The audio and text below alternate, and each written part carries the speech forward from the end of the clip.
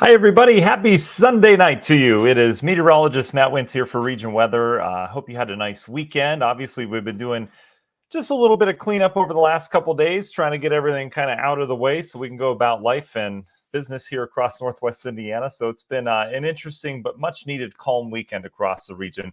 So what we're going to talk about, we're back to our regular time here on Sunday evenings. We'll keep it here for these Region Weather Lives. We'll also try to do a midweek update, just so you're covered on both ends in terms of what we've got coming up weather-wise. And obviously, if the weather gets crazy, we'll do a little bit more. But in terms of what we're talking about tonight, we do have a very busy week. It doesn't really translate to a lot of weather systems locally, but there's going to be a lot going through. So we're going to have a pretty active pattern across the country. We'll talk about that. I've got a really cool satellite product I'm going to show you as well. We're going to kind of nerd out with that. And then, as always, on our Sunday night Region Weather Lives, we'll take a look at the next 10 days to see if we have anything brewing upstream, folks. So here's our intro video. We'll run this. Then on the other side, we'll talk weather. Join us.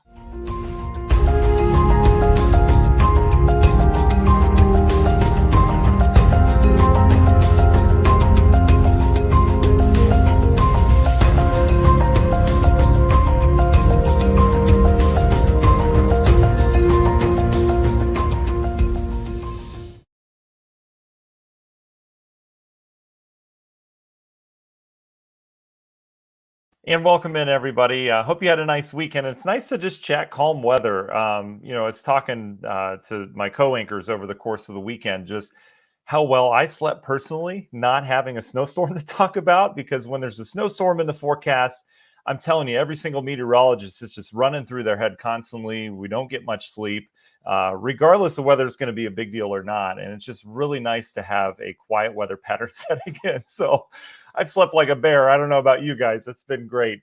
Want to thank our brand new sponsor, Tiger Plumbing. I had an opportunity this week, a lot of you know them, to meet Jeff and Kimberly, husband and wife team, family-owned business. They're just fantastic. They're on board as a sponsor to keep this free for you. So I really, really appreciate them. Check them out. Their ratings are through the roof on Google and Facebook. And the big thing with them, my wife and I just had a plumber out here about 3 weeks ago, and they charged $99 just to come out, right, and assess the problem.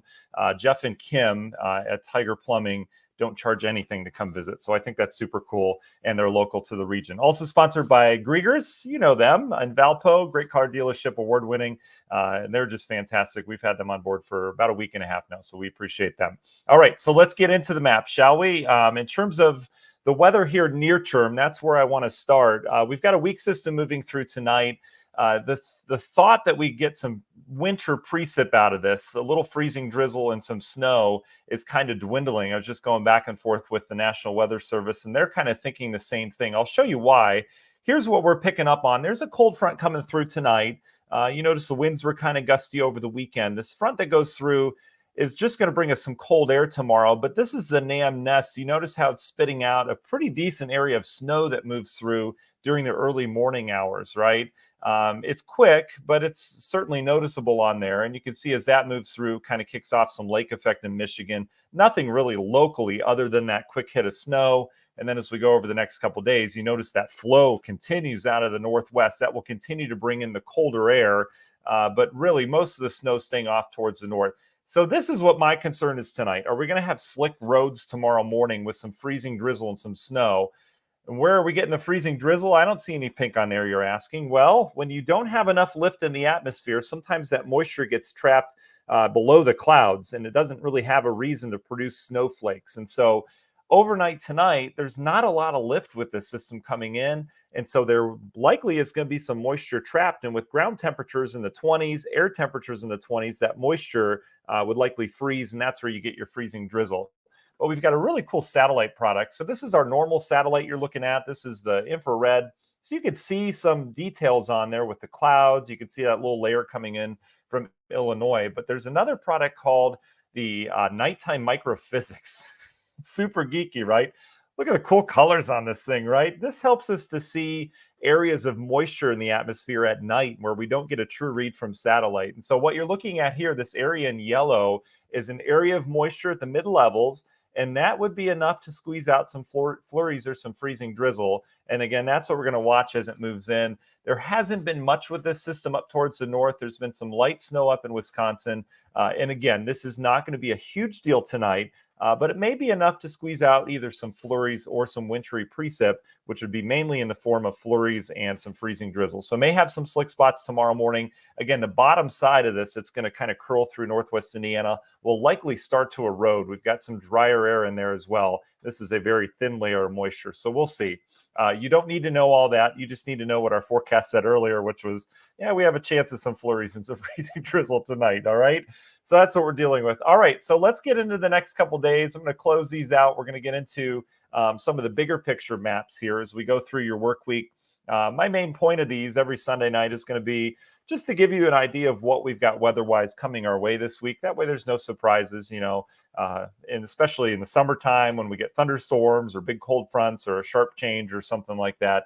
A lot more of us outdoors, and that's where I don't want us to get caught. So big picture across the country, where we're going to go from here this week, there are no major snowstorms or snow systems. We've got a steady diet of northwest flow, so we're going to continue to shut off the Gulf of Mexico. Remember, Gulf of Mexico opened back up for business last week with that snowstorm. We got plenty of moisture in that storm system, and that created all that snow that we had stretching from Oklahoma up towards Maine. The Gulf is shut off this week, meaning that flow is going to remain out of the northwest. That will keep the cold air coming, but it also keeps that deep moisture at bay, right? So our pattern's going back to almost a January-like pattern around here rather than a February-like pattern. So what we open up is the Clipper Express, right? You get these Alberta Clipper systems that form over in the province of Alberta. They don't have a lot of moisture, but they continue to renew that cold air. They also bring us these little hits of snow periodically. And there's one later this week that we're going to keep a really close eye on. So as we go through time, there's that system to the north over the course of your Monday. Might see some lake effect, as we mentioned, southwest lower Michigan. It doesn't look to be big locally. But as we go through time, you can see our next Clipper system arriving from the northwest on Tuesday night into Wednesday. This one may bring us some snow showers around the area. You see the bulk of it going to the north. But on Wednesday, later in the day, we'll see those clouds increase. And you notice some of the snow showers across the Great Lakes that get kicked up as the system moves in. Temperatures are going to be actually pretty close to producing maybe some rain-snow mix if we see anything out of that. But this is the one to watch. This is the Thursday and the Friday. Models have grasped on this for 3 days now, and this is a pretty formidable Clipper system. It's got some really strong winds with it. It's got some very heavy snow with it as well. And it's hauling. It's going to be moving probably 60 to 65 miles per hour along that polar jet. It's also got some very cold air behind it as well, which may kind of trigger a much colder pattern once again for the weekend. But the path of this has been just north of the region over the last 3 days. It's been pretty consistent, but it drags that cold air and lingering moisture in here. So I do think things get a little bit more exciting around here on Friday and Saturday. You can see as this system comes in, depending on the track of this, if this comes any further south, this is going to be a storm to watch. It'll be quick, but it'll be a potent hit later this week. Again, time frame is going to be late Thursday through Friday as it looks right now. You can see that heavy snow in the leading end. It's definitely going to get windy around here Thursday night, Friday as well. But you can see as this moves east, it kind of drags this Arctic front and back behind it.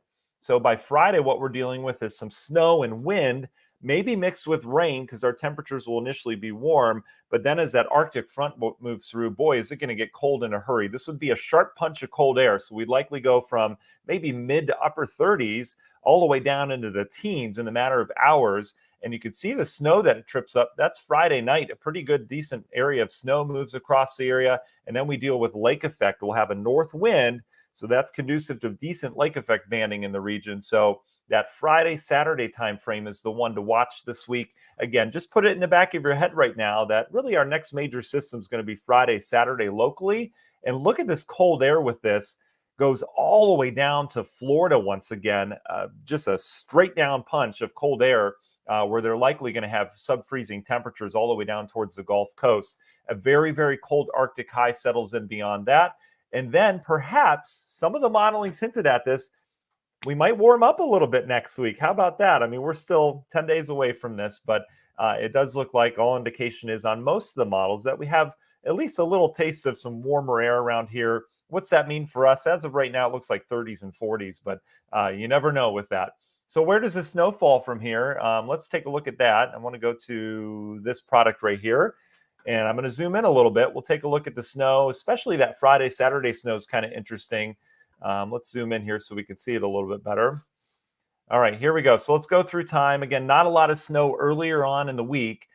We could have, again, some flurries tonight. Not expecting much with that.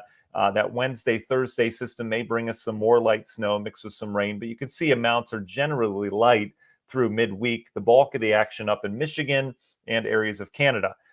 Oh, where do we go from there, though? Here's this Friday storm. Watch this. Watch how everything kind of comes south. And you notice that lake effect indicating a pretty decent band. Again, these numbers are going to change, but we look for the trend, and that trend is that we're going to turn pretty snowy around here in spots, especially if we get that lake effect machine going. And you notice how that kind of continues through the early part of next week. So some decent totals around here. We're not snow free, but I think it's going to rely really on that Friday system, that Clipper system as it moves in.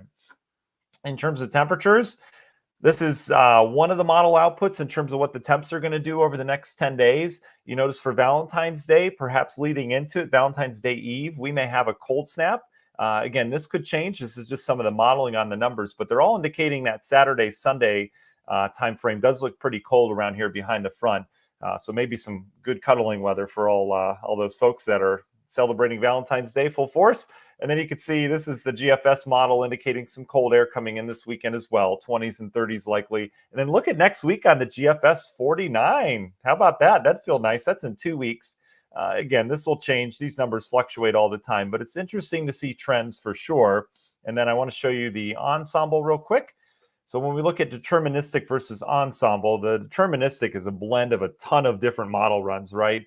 Whereas that's what the ensemble is. The deterministic takes all of them, kind of averages them out and says, okay, this is what we're thinking in terms of that. So you can look at either of these numbers, and you can see we stay in the 20s and 30s this week. And then our final look will be the GFS, and you can see, some cold air spikes in there. But notice the trend. We're starting to get a little bit higher in terms of those temperatures. Certainly no giant warm-ups in sight here as we go over the next week and a half or so. We're still in the middle half of winter. We are gaining daylight. That's pretty nice to know. I've got some sunset stats that I'll put out tomorrow on our Facebook page. But overall, things are looking brighter around here. Just takes a little bit of time for Mother Nature to respond in terms of those temperature bumps. All right. So I'd be happy to answer your questions about your week ahead, and we'll get you on your way tonight. I hope you had a nice weekend, first of all. We appreciate you guys joining us tonight. All right. Tina says, good evening, Matt. I hope all is well with you and your family. This week, watching the weather closely. Hubby surgery Thursday morning. Tina, you should be okay. We've got that weak system coming through. First of all, I wish him luck. I hope everything goes well with the surgery. In terms of the weather, though, it doesn't look to play too much of a role. Remember, we've got that system coming in Wednesday night, Thursday. That'll likely bring some rain, snow. It doesn't look to be anything crippling or anything like that. You'll be just okay going to the doctor for sure. Hi, Melanie. Thanks for joining us. Hi, Brenda. Hi, Joanne. Let's see. JJ says the salt truck's all loaded up, ready to go. If need be, what time should it pass through Portage, Chester, and Valpro tonight? JJ, I think the frontal boundary, I had it timed out around 2 a.m. So the moisture would come in probably anywhere between 11 o'clock and 4 a.m. And again, it's going to be real tricky if it even reaches the ground. I don't anticipate a huge impactful event tonight by any means. But again, if we get some of that freezing drizzle, which there is a very small chance we get it, but if we do, we could certainly see some slickening of the streets, especially if they're untreated. So again, time frame on that, 11 p.m. I think at the earliest, and then we take it all the way till about 4 o'clock. Chuck, thank you, buddy. Appreciate that. Tom is leaving Friday morning out of Midway to Phoenix. Oh, that's interesting, Tom. I'm going to go ahead and say, I'm going to say no at this point. Because the system has been trending north over the last couple of days. It doesn't mean it can't shift south. So stay tuned on that, Tom. It'll be pretty nice in Phoenix for you. I got to be honest. The west has been a little bit milder because we've been so cold. So once you get up in the air, which I think you'll be just fine doing that, you should be okay. Have a nice trip, though, for sure. Yeah, Jeff, I'm seeing a lot of this. I got 2 Facebook messages over the weekend talking about this snowstorm on the 19th.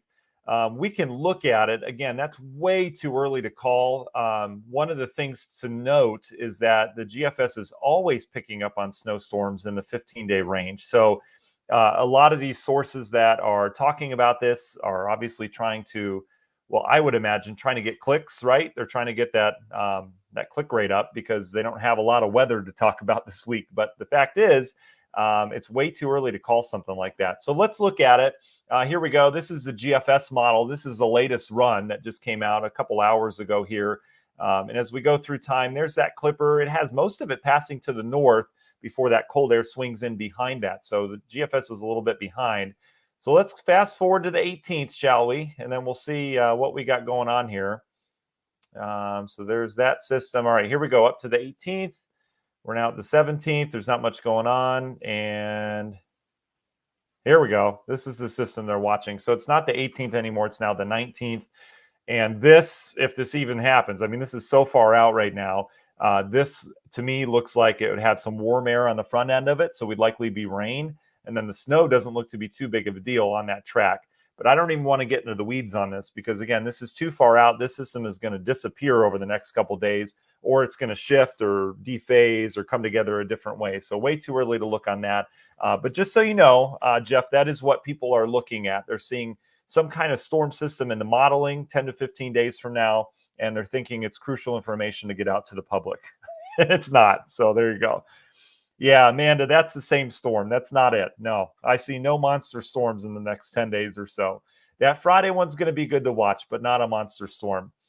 Yeah, that's interesting. I haven't seen a lot of this. I'm usually very in tune with what Twitter and what these I don't know what to call them, basement broadcasters. I mean, whatever it happens to be. I can't say I haven't done that either. But man, I don't know what they're picking up on. I haven't heard about this one, but I've gotten a lot of messages on it. Yeah, no big storm next 10 days or so. Okay. And if there is, I'll panic and I'll put something out for you like major storm, but there's not. Oh, you're welcome, Tina, for sure. You're welcome, Jeff. Angie, absolutely. Yeah, no problem. That's the whole point, right? Keep you guys out ahead of the storm. JJ, you're welcome as well. Be safe tonight, whatever you do.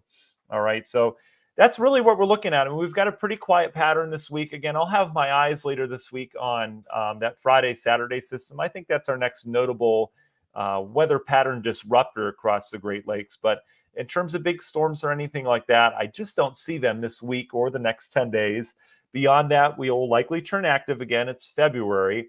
And remember, we don't usually shut the Gulf of Mexico off a lot in February. Normally, we start to open it up. You get the warmer air down to the south, like we had with this last storm system. You get lots of moisture in there, cold air. It all battles out, and you get big snowstorms. So I would not expect February to go quietly, right? We'll likely have something as we get in the latter half of the month. So we'll see what happens with that, okay? All right, we'll get you on your way. Amanda, you're welcome. Thanks for joining us, guys. Again, every Sunday night, we're going to do these just to get you ahead for the work week. Again, I hope you are better prepared and educated for what kind of weather you have coming this week without looking at your phone app that changes every 2 minutes.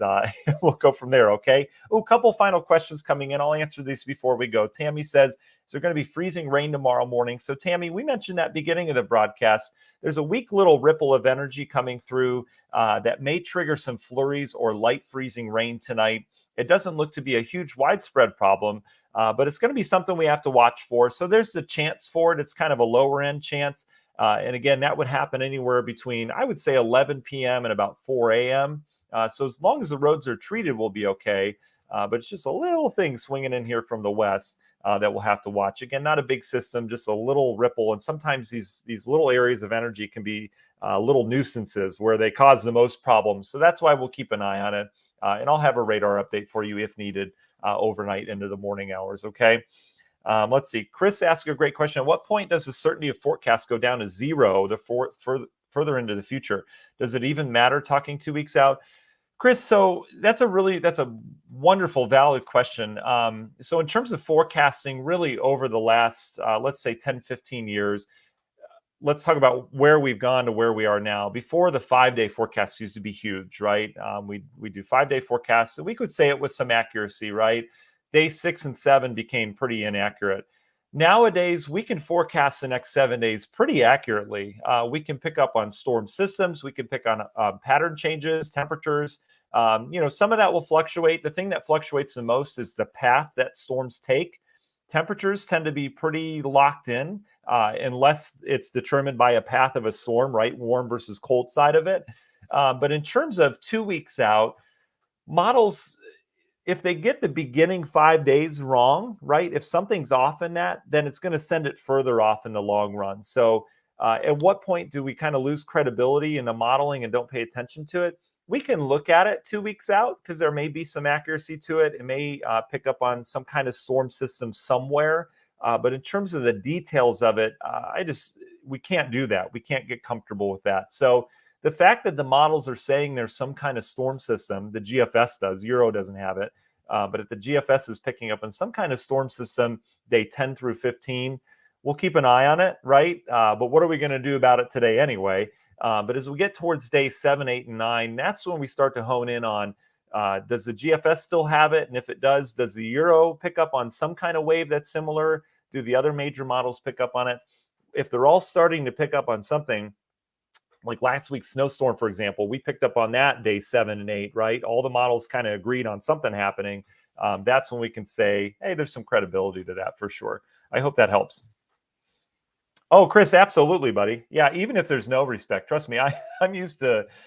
I actually don't get it that bad. A lot of my coworkers do, and I don't understand why. But even if you meant it with no respect, it's okay. I'm a meteorologist. I can take it. It's totally fine. I'll tell you, people are really, I don't know if it's my beard or what. People are very nice to me, though. And they don't have to be. It's okay. Chris Hammond, other Chris, another good question. What are the chances we get another large snowstorm or storm in February? I think pretty good, Chris. This is the month for decent storm systems. Again, it's going to go quiet the next 7 days or so because we're shutting off the Gulf of Mexico. We need that Gulf of Mexico moisture to have a big snowstorm, right? So we have to have some kind of warm versus cold. And what we're dealing with this week is pretty much just cold. There's a lot of air coming out of Canada, so it kind of puts the Gulf of Mexico out of play for this week. So we'll see next week. It does look like that pattern's going to flip. We'll start to warm things up, bring more moisture in. We'll likely have something in there as well. Okay. Yeah, Chris, you're welcome, buddy, for sure. All right, guys. All right. Appreciate you joining us here tonight. I hope you really enjoyed your weekend. Again, enjoy the beginning of your week. May have some little freezing rain we'll have to watch tonight or flurries. Other than that, should be a pretty quiet start to the week. It's going to be on the cold side tomorrow. We'll likely struggle to get up to 20 degrees. So temperatures kind of slide back and kind of stay there as we go through the day tomorrow. Okay. Chris, thank you, buddy. The toll road will be ready. I appreciate that. You guys are working hard. I know you are 24/7 this time of year. So certainly appreciate all you do. All right. Thanks for joining us, guys. We'll have another update on another Region Weather Live midweek. We'll try to get our new one in there. Otherwise, you can see us here on Sunday nights. And we'll keep you updated as we go throughout the week on regionweather.com and on our Facebook